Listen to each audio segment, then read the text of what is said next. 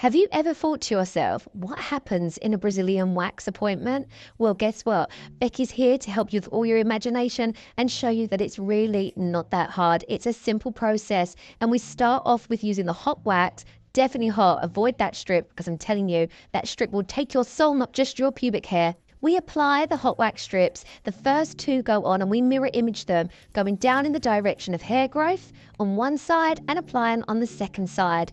Once it's set, we're going to pull up against that hair growth. We're going to get them handles and we're going to get ready to stretch them bits. Now, when I say stretch, we are going to stretch and we're going to tug and do short, firm pulls upwards until the pubic hair is gone. Bye. Okay, now we're going to repeat on the other side. It's not as simple as that. We have to do the second step. And once we've got that bit gone, we are ready then to start removing the hair on the lips. And I'm not talking about the lips on your face, honey pie. If you find little flaky bits of wax being left on the skin, just use your shiny side to pick them up off the skin. Keep it neat and tidy. Anyway, we go straight to the lips and we add our hot wax on. We're going to layer it onto one side first. And the reason I say one side first is because we don't want to be mirror imaging and keeping it completely shut. Now that's an image and a thought for all of us.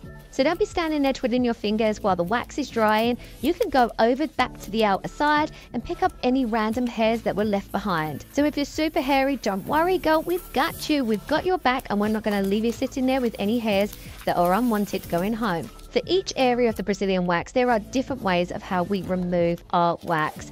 And over on the lip area, you need to make sure you get that handle and pull nice and firm. Quick, firm movement.